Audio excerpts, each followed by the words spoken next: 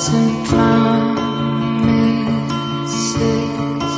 How to be brave, how can I